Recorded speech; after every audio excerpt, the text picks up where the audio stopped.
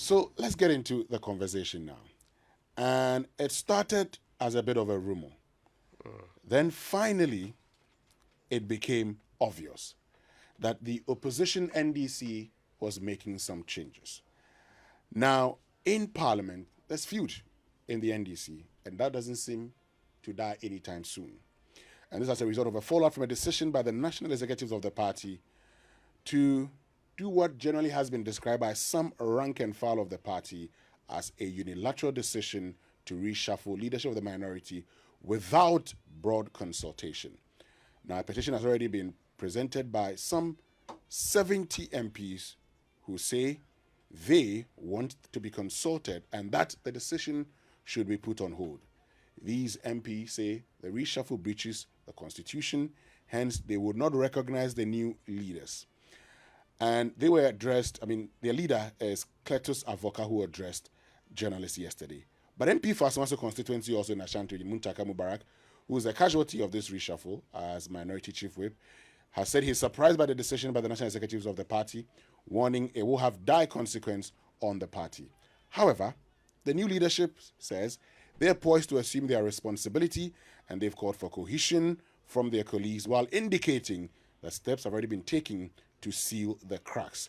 General Secretary of the party, Fifi Kwete, has indicated the party is yet to meet and confirm the new leadership when they meet members of Parliament. Meanwhile, leading member of the NDC, Dr. Kwesi Ogara, says consulting the minority in Parliament before appointing new leadership is only desirable but not necessary. According to him, the leadership of the party has the right to choose who leads the minority caucus. Let's listen to these.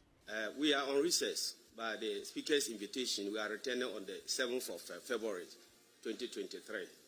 So we are not yet in the House.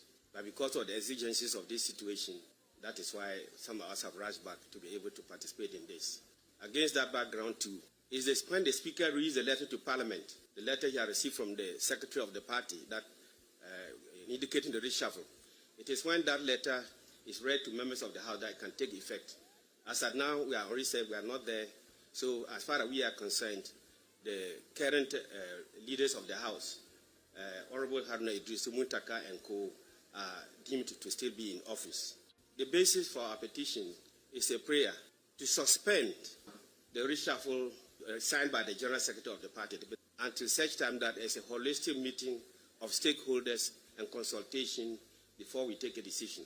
We are saying so against the backdrop that the National Executive Committee of the party a few weeks ago decided that all appointees in the party and in Parliament should remain in office until after we have concluded the parliamentary primaries and the flag bearer primaries on the 13th of May this year.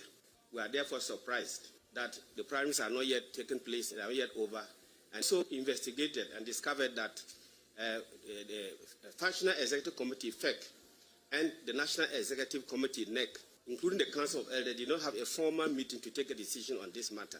I am not against Atufosin. Neither am I against Amaboa. I'm not against Honorable Agoja. They are all my colleagues. But I'm here on the basis of principle. The principle of consultation which has been established, by the party in the selection of parliamentary leadership cannot be abandoned, in this manner. And the fact that a letter written to Mr. Speaker by the General Secretary without the endorsement of FEC, without the endorsement of NEC is dressed as a decision of the party. Now remember that I referred to Orders 7. It says designated by the party. That letter is not a letter of the party. And I'm saying that from a legal technical point of view, it is not a letter of the party. And so if there has to be a letter from the party, then there has to be a meeting of FEC. The matter has to be tabled and a decision taken, and the principal officers can then be told or instructed by FEC to implement that decision, to convey the decision to Mr. Speaker. So this is all that I can say. Some of us are fighting on the basis of principle. We think that what has happened is an affront to the dignity of the caucus. It is not about personalities. So we are surprised that this action has been taken the way and the form and the manner it has been done. And let me say this maybe lastly. Most of our colleagues that are being drawn into trying to divide us, we should be very careful because we have a party that must win 2024 election. And it is not about the Haruna Iddrisu-led administration. Neither is it about those that are being mentioned to take over. It is about the principle. If that principle our party sits and allow that with a greater respect, just some few individuals who act without the party's own structures will all be in danger. When by the grace of God we win power, is it how decisions are going to be taken? I don't think that's how we want to act. Honorable Atufosin, Honorable Kwame Abuja, and Honorable Amako Fibua, these are our colleagues. I mean, we've been working very closely together, those of you who report from this house. And myself, Honorable Abeji, and the leader himself, Honorable Regiso, we will have to be grateful to this caucus. Any day they decide that, oh, we've had enough of you, maybe we want to change direction, we want to change energy, we want to change steam, we will be thankful for the opportunity given us. I'm deeply honored and humbled to have been chosen to lead our gallant NDC minority caucus in Ghana's parliament. I have held fruitful and positive conversation, in fact, frank conversation, with my senior brother, the Honorable Haruna Idrisu. I commended him for his admirable leadership and stewardship when he was granted the opportunity by our great party to lead us. As leader, it will be my duty to represent our collective goals in particular, with an unwavering dedication and, most importantly, with high integrity. But let me also add that our first responsibility is to unite the caucus, and that will be number one on the agenda. I will appeal to the rank and file of our great NDC party to keep calm. Members of Parliament are in good hands. We will work with them with due diligence. Well, our priority right now is to make sure that we unite our caucus. That's our number one priority. And that is so important to us. Of course, you cannot lead when your crowd, your people are not united. And that's our singular focus. And we are confident we will do that. The new leadership of our minority caucus has called on us to have a conversation with us regarding the way forward, because the minority group in Parliament represents a very important wing of the party. We appreciate that the work ahead is going to require a lot of input coming from them. And of course, they understand that as a wing of the party, they need to work very closely with the leadership of the party to ensure that we can deliver the aspirations of our people, and especially being able to do what Ghana requires of us, which is to work towards taking out of power the most abysmal, the most incompetent, the most corrupt government in the history of our country. And so we've had a beautiful conversation with them. We've also signaled to them that early next week, on Tuesday, we'll be having a broader conversation with the caucus as a whole. And that conversation is one that would basically confirm the decisions that have been taken in terms of explaining the way forward, for us as a party, and the best way to be able to make sure we deliver the mandate that has been given to us. A mandate that will ensure the well-being of the people of Ghana come election 2024. The party executives, National Executive Committee, have the right and the historical practice of electing and deciding on a new minority leadership. It has happened probably at least 10 times. And I would love the party itself to help all of us by just publishing, or maybe some of you in the media can do that as well, the history of the leadership of NDC minority, that everybody can read who has not or has been a minority or majority leader from the days of Kwabena J and also Champong and all that, to more recent times of Tusaboka and others who have been the minority leadership. Right. Leaders was changed a number of times without anybody even being aware in some cases. I've been a vice chairman of the party before.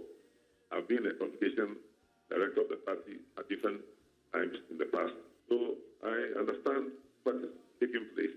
And people can ask for more consultation. And there are many MPs, former MPs who have said, look, but in the past we are not consulted anyway. Right. So no consultation was needed much. Consultations are desirable, but are not mandatory or necessary. So there you have it. That's what's happening in the NDC today. And the question really is, how will this affect the NDC? Maybe early days yet? Or this is just the kind of decision they need. Now, the 70 or 60 MPs who are fighting this, how would this fight affect the party? I want to hear you guys on how this affects the party, but that's even a bigger question after that. Can the party be trusted to run the next government if a mere leadership change in parliament is leading to all these chaos? I think for many people who understand, you see, tensions have been brewing in several quarters. Right from the commencement of 2017, not even before that time, no, just after that, there were decisions of the current leadership of parliament that did not sit well with a certain grouping. Let's not forget that it reached the point, and the seminal point, you put aside the earlier accusations of corruption and bribery. If you do recall, Parliament even set a probe into that, which brought in the Joe Seusu and Co, Mutaka, and all of the related ones. There are groups within the NDC in Parliament today. One side that is absolutely loyal to the former president. There are also some that are loyal to the former president but have difficulties with the current leaders of the party, Johnson, Nketiah, and Co. There are other groups who are so convinced that the current leaders of the NDC in Parliament, some have a different agenda apart from pushing John Dramani Mahama to be leader. To the extent that they made references. One of the very latest one, let me use Haruna Iddrisu for example. Previously, if you ask Haruna Iddrisu whether Mahama is indeed presumptive candidate, perhaps as leader, his position will be, well, the party has not allowed us to go into that contest yet. He's not going to prejudge that. And he's actually not going to make that comment decisively. It was only Monday, in that conversation with Evans Spencer, that me, perhaps others have heard him elsewhere, for the first time I heard the man say, nobody can dispute that John Dramani Mahama is a presumptive candidate, and we are all backing him. Because as part of the underpinnings to this conversation, people's loyalties are being tested and found to be lacking some not quality, but some level of metal when it comes to leading the agenda and prosecuting it. For a party that's lost 2 elections, and one thing we cannot dismiss is that you can be the same party, you can be in parliament, but your interest might be different from the interest of the party. So a member of parliament's primary interest to retain the seat, because without retaining the seat, he may not come back. The other interest, but the political party's interest is one, to win the election and govern. You get my point, right? So, as to whether the NDC could bridge the gaps in parliament is dependent on, and you see, when people have the opportunity to exploit other relations, let's not forget, since Okujeto left the appointments committee, have you heard me explain to you the reasons why he actually left? And the very seeming differences that have been happening since that particular time, but because you are in opposition, there's no focus on you. Right. And you are in opposition, so sometimes it's your decisions that come up. And for example, the decision to vote for ministers, the decision to move ahead and change some of the stands that you've had recently, and some of the comments of the people had actually raised concern before this thing happened. But this is the tipping point. The tipping point of a seemingly divided front that is fighting not only for who is flag bearer in the next election, but also who happens to replace John Dramani Mahama going forward. So all of those fights are happening within the NDC today. People might be aligned. Now, let me tell you one story of a gentleman who ordinarily would have been a staunch John Dramani Mahama supporter. But to him, his basis for being in parliament is on the ticket of being his constituents' representative. He cannot look in their face and say, I did not support or I did not oppose the decision to remove Haruna Iddrisu because of a certain caucus engagement. So whether you like it or not, even if I have personal problems with Haruna Iddrisu, if I need to remain in parliament, if I need to be trusted by my fellows and my people and my casemen in this case, I have no options than to throw my weight heavily behind him. Perhaps that was underestimated. And see, politics in such a way that cooperation, consensus building are 2 key pillars. I fought the current leaders of the party. I've heard Joseph Yamin say is the fake that to the decision. I fought them for not managing this properly. It is their first major decision. Your first major decision cannot be seen to be splitting the party in parliament in the middle. You do not appear to know how to manage politics properly. That is where, to me, the biggest problem is. But the question you ask about whether or not they can run in the future, you might have a divided front in parliament and still win the election. You might have a united front in parliament and still lose the election, if the last two elections is anything to go by. But as to whether you win the election, the factors are way too many that having a divided front in parliament may not be the deciding factor. Let's not forget, before President Akufo became president, the NPP has removed its general secretary and national chairman. The party that's competing in the election, they have done so. A new team has been brought on board. Yep. There was some uncertainty about the fate. Some court cases were even being evolved through the process. I'm sure the voters in this republic care more about more important matters than whether or not there's a united front in parliament. The only difficulty is that the reasons we're giving for having a new team, as to whether they can still perform the role without the full support of the entire team, if they do not get that united front. Again, there's a bigger signal, the role of the various caucuses going into the future. So would a certain northern bloc now say there's a threat to our very existence within the party, so we need to come together and fight for a better way out? Would they do that? What signals will be sent to the other teams? Because some MPs had right from the beginning said we're not being ably represented. So, I mean, how political engagements do happen in this country. So I'm looking forward to seeing, and I'm insisting that the management of this process was poorly done. It didn't show that the experienced people had done the very best things that experienced people do in politics. You can pretend to engage. Right. Bond holding, domestic debt exchange is an example of Obeka Sienfa. Yeah. But you can say what you want to say. We can agree on those. But I do not think, and that's the last point I'm making here, I do not think that people who are out there opposing the decision, it is purely out of the lack of engagement. Right. And I've separated the two issues. I'm saying there are manifest reasons why this fight is happening, and there are latent reasons. The latent reasons are stronger than the manifest reasons. That's why it sounds an engagement, the idea. Okay, well, you are engaged later on. Is the party unity, is the engagement more important than your party's unity? Which dignity are we talking about? The most important vision of every political party is annexing political power. Nobody does anything that infringes on that. Right. But if you get to know those intrinsic reasons why they are doing this, you understand that it is not merely about engagement. And Winston, I wonder if this is flowing out of the recent national executive elections where we saw Samuel Ofosu-Ampofo get out of the party as its national chairman. Well, you probably can infer that part of it could be from what transpired in the national elections, because for instance, we know that Ahmed Ibrahim went to the launch of the candidature of Asidu Nketia and said the whole of Parliament supports him. Haruna Idrisu, they issued a statement and said that's not the case. There are people who have actually said that Haruna Idrisu may have blundered when it became obvious from their point of view that he was supporting Samuel Ofosu-Ampofo. Some accuse him of supporting Samuel Ofosu-Ampofo. And I mean, so once that happens, you would say the new executive may want to prove a point. But they've come out to say that's not the situation. I mean, the challenge really is the fact that Johnson Asidu Nketia, who accused Samuel Ofosu-Ampofo of not consulting, is chairman today, and he's being told that he hasn't consulted himself.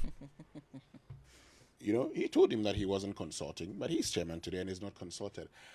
I have said this before, and I think I said this yesterday on State of Play, that you say FEC took a decision. If FEC took a decision as part of the membership of FEC, the party's leader in Parliament should be in that meeting. I can read the NDC's constitution to you. If you go to page 38 of the NDC constitution, the Functional Executive Committee, and for purposes of emphasis, let me just do that so that people do not say that I just paraphrased and said something that I am not aware of. So let me just go to the NDC's constitution, which I have in front of me. Okay. It says, Article 23 says, Functional Executive Committee. there shall be a functional executive committee, membership of which shall be drawn from the National Executive Committee. The following members of the National Executive Committee shall constitute the functional executive committee. O is the leader of party in parliament and 2 members of parliament who are members of the National Executive Committee. Was the leader invited in parliament, invited into that meeting? I have said that, look, if you want to change Haruna Idrisu as a minority, it's very simple. Call him into a meeting. Let all the people be there and see what the party wants to change. We think that this is that, my friend. All these people, they cannot fight the party. Michael Kwe has set a precedent. You may not like it. If you fight your party will sack you. You've ceased become a member of parliament. You lose your seat. Okay? So today, that's what is going to happen. I'm unhappy with the power that parties have over members of parliament. Because a lot of our problems in this country is parliament. But it's not the MPs themselves also. It is because of how we have structured our constitution and operationalized it. That today the executive will control its party members. And now that the opposition is also doing the same, what would happen is that the representation that we sought, we would never get. But let me make this point also. Look, Mama V, it's 2 years to an election. Yeah. It's such a long time. The NDC can come back, make peace, go into election 2024 and win the elections. One of the things we say is that because in this country, every party has served 8 years or 2 terms, you're going into this election and the NDC automatically is seen as a party in the lead. However, in 2012, we said minus Rawlings, who was the outlier, nobody had contested elections for the first time and won until John Dramani Mahama. People said, oh, it was because of the Atamels factor. Atamels had died, sympathy votes. In 2016, we said no sitting president in this country had contested elections and lost. John Mahama lost. So what does that tell you? You can never be sure of what is going to happen. Whatever the case is, now the NDC executive are forced to consult. They will consult, and I'm sure people will let it go. Post-decision consultation. Post-decision consultation, like we have been doing. But if they let it go... Consult after change. If they let it go, and that's where I think that, look, patapa, tact is very good in politics. Patapa doesn't always win the game. You do a bit of patapa, but when you think that patapa is always the thing to go, someday it may hurt you. Look, today they will solve it. But when they solve it, beyond the niceties and, oh, we are fine, will there be any cracks under it? Would Atuforsen have the kind of support he needs? Can he control the people that he seeks to control? Look, in politics, you sometimes ride on the wings of others. There are people who make you powerful, not because you are powerful yourself, but there are people on whose wings you ride, and that's become powerful. When those people tell you enough is enough. And I want to end on this note. There's a very funny thing happening in all of this. Today, everybody in the NDC is playing nice games. So you see, nobody knows, apart from Johnson and Sedin Ketia and Fifi Kwete who are speaking, there are others who played a role, but probably will go back to Haruna Idrisu and tell him, oh, we are with you. That is the nature of politics. And let's not the NDC forget also that their crisis will be good news for the NPP. They can help them self-destruct.